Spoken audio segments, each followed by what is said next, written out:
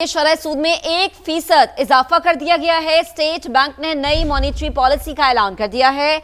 अहम खबर है कि शरह सूद में 1% इजाफा कर दिया गया है। स्टेट बैंक ने नई मॉनेटरी पॉलिसी का ऐलान कर दिया है। स्टेट बैंक ने शरह सूद बढ़ाकर 11.50% कर दी है। तो आपको अपडेट करें कि शरह सूद में इजाफा किया गया है। आज मॉनेटरी पॉलिसी का ऐलान होना था और ये ऐलान हो चुका है, जिसके मुताबिक स्टेट बैंक ने शरह सूद बढ़ाकर 11.50% कर दी है। तो गालिबन 1% का इजाफा किया गया है। स्टेट बैंक ने नई मॉनेटरी पॉलिसी का ऐलान कर दिया है और ये जो मॉनेटरी पॉलिसी है, इसके मुताबिक स्टेट बैंक ने शरह सूद बढ़ाकर 11.50% इजाफा किया है, 11.50% कर दिया है। तो आपको अपडेट करें कि शरह सूद में 1% का इजाफा देखा गया है। स्टेट बैंक ने शरह सूद बढ़ाकर 11.5% कर दी है। स्टेट बैंक ने नई मॉनेटरी पॉलिसी का ऐलान कर दिया है। मशरिक़ वुस्ता में जारी सूरत हाल और उसके बाद जो इकोनॉमी पे प्रेशर आया है, उसमें बड़ा मुश्किल हो रहा था स्टेट बैंक के लिए फैसला करना कि आया पुरानी शरह सूद जो है उसी को ही बरकरार रखा जाए या इसमें इजाफा किया जाए।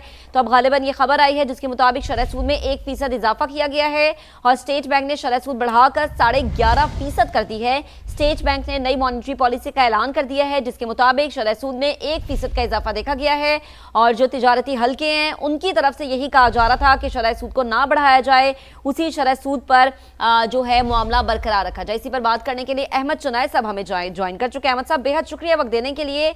अब 1% का इजाफा किया गया है, लेकिन कारोबारी हल्के की तजवीज़ यही थी कि अभी इजाफा नहीं होना चाहिए जो इस वक्त मार्केट के हालात हैं। सर, क्या कहेंगे? बिस्मिल्लाहिर्रहमानिर्रहीम। देखिए, मैं समझता हूँ कि ये फैसला जो है वो ठीक नहीं है और हमने भरपूर मुखालफत की थी, इसलिए कि जब हमारा इन्फ्लेशन रेट 5-5.5% पे आ गया था और उसके बावजूद भी 10-10.5% हम डिस्काउंट रेट पे चल रहे थे। तो आज अगर इन्फ्लेशन रेट बढ़ा है, 7-8% के करीब चला गया है, तो इसका मतलब ये नहीं था कि हम 10 के 11, 10.5 के 11.5 कर देते और मजीद जो है वो इन्फ्लेशन की तरफ चले जाते। मैं समझता हूँ कि वैसे ही ईज ऑफ डूइंग बिजनेस में बड़ी मुश्किलात हैं। हमारे तमाम यूटिलिटी चार्जेस बढ़ने को हो रहे हैं। गैस, इलेक्ट्रिसिटी किसी दिन भी अनाउंसमेंट एक्सपेक्टेड है। इसी तरह हमारा पेट्रोल जो है वो बढ़ गया है। डीजल की में बेपनाह इजाफा हो गया है। तो इन तमाम सूरत हाल के बाद ये बेसिक इंटरेस्ट रेट बढ़ाना जो है वो मईशत को ख़त्म करने के मुतरादिफ है। मैं समझता हूँ कि गवर्नमेंट को प्रूडेंट पॉलिसी से काम लेना चाहिए था।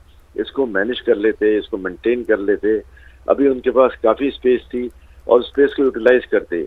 ये नहीं कि बिजनेस कम्युनिटी को पेनलाइज करते और मुल्क को हैवी इंटरेस्ट देकर जो इनके अपने इंटरनल डेट्स हैं उसमें भी 1% से जो है वो ट्रिलियंस का इजाफा हो जाता है। तो गवर्नमेंट को ना सिर्फ अपने जो लोन्स हैं उस पर धचका लगा है, बल्कि यहाँ पर जो दूसरे लोन्स हैं, जो प्राइवेट लैंडिंग वगैरह हैं, उसमें भी जो है मैं समझता हूँ कि बड़ी तादाद में उसकी कॉस्ट में इजाफा हो जाएगा। अच्छा अहमद चुनाई साहब, कुछ टाइम से हमने देखा कि स्टेट बैंक की जानिब से सेम शरह सूद रखी जा रही थी, लेकिन अभी चूंकि 1% बढ़ा दी गई है, इसके मुल्की मईशत पर असरात, खास तौर पर ये बताइए कौन कौन से सेक्टर्स जो हैं वो ज़्यादा मुतासिर होंगे?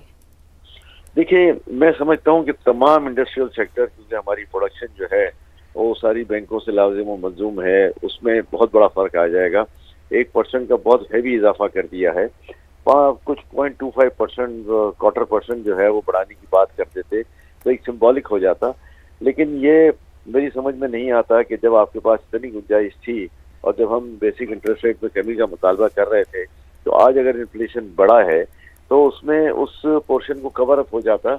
और ये चीज़ ये बताती कि पाकिस्तान के इकनॉमिक स्पेसिस में हैं, बहुत मजबूत हैं और हमें यहाँ इंटरेस्ट रेट बढ़ाने की ज़रूरत नहीं है।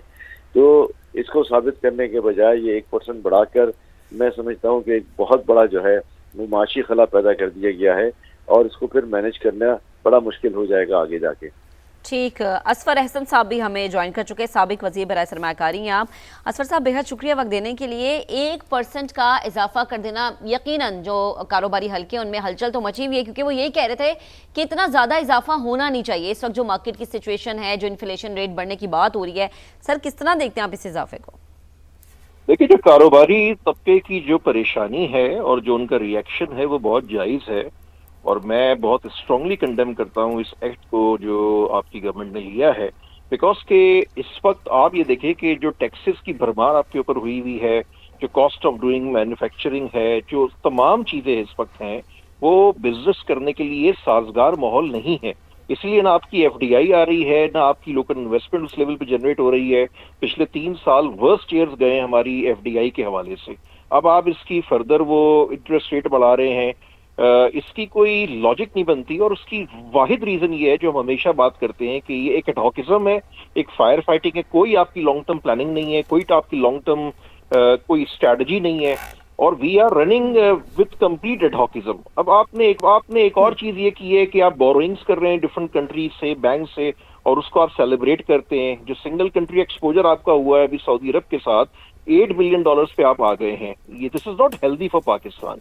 होना ये चाहिए था कि 8 बिलियन नहीं बल्कि $15 बिलियन तक आप पिछले 4-5 साल में, 6 साल में सऊदी अरब से एफडीआई की मद में लेकर आ चुके होते। लेकिन ना आपकी इनकम जनरेट हो रही है थ्रू इन्वेस्टमेंट्स और एक्सपोर्ट्स, और दूसरी तरफ आपके ना खर्चे कम हो रहे हैं।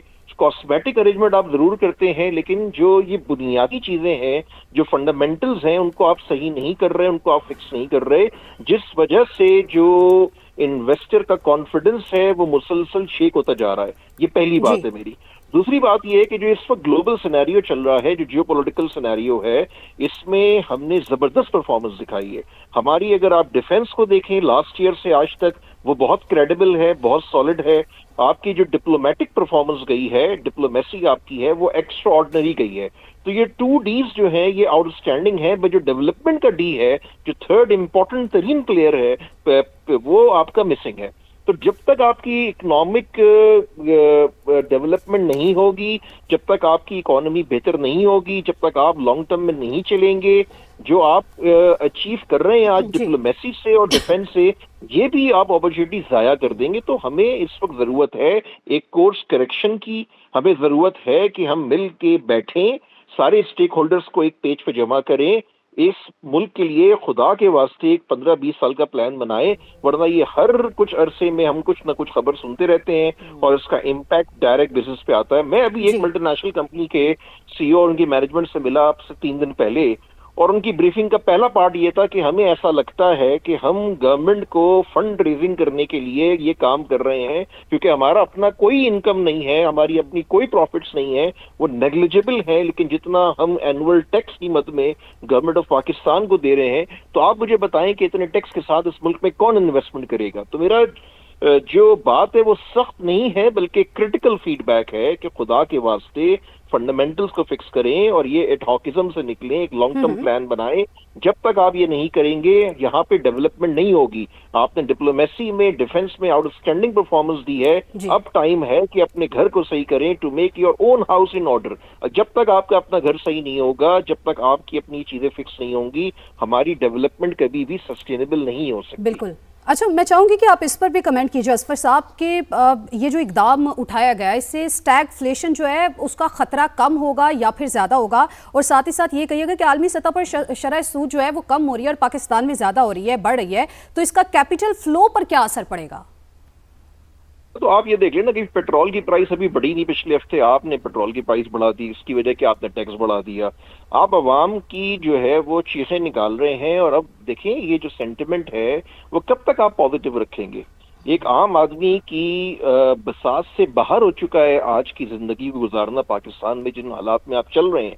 तो एक तरफ आपकी अचीवमेंट्स हैं जिसको हमें सेलिब्रेट करना चाहिए, लेकिन अगर हम अपने घर को सही नहीं करेंगे और अगर हम इन तमाम इकदामात को चलते रहेंगे, अगर हमारा वही माइंडसेट रहेगा, और उसकी मेन जो बुनियादी वजह है वो ये है कि आपकी इनकॉम्पिटेंस है, एक लैक ऑफ विल है।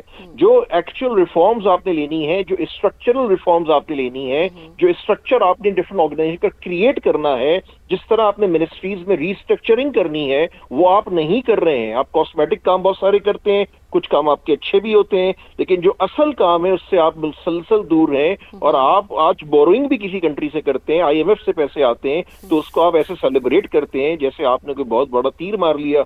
बेसिकली आपका अपना पोटेंशियल बहुत ज्यादा है, और आज जो ग्लोबल रिकॉग्निशन माशाल्लाह पाकिस्तान को मिली है, ये राइट टाइम है, ये once in a lifetime opportunity है पाकिस्तान के लिए कि आप अपना किबला काबा सही करें, अपनी चीजों को जनरेट करें, घर को सही करें। यही पाकिस्तान से, अपने पाकिस्तानी इन्वेस्टर से, पाकिस्तानी डायस्पोरा से आप बहुत सारी इन्वेस्टमेंट, एक्सपोर्ट सब कुछ जनरेट कर सकते लेकिन हैं। असफर साहब, फिर सवाल तो वहीं पे है ना कि आपके पास इन्वेस्टर तब आएगा जब आपकी पॉलिसी अच्छी होगी, आपके पास एक्सपोर्ट अच्छी आपकी तब होगी जब आपके पास कोई एक अपना माइंडसेट होगा या आपकी पॉलिसीज लॉन्ग टर्म के लिए होंगी। बेहद शुक्रिया, आप हमारे साथ मौजूद हैं। अहमद चुनाई साहब, आपने भी हमारा साथ दिया, आपका भी बेहद शुक्रिया।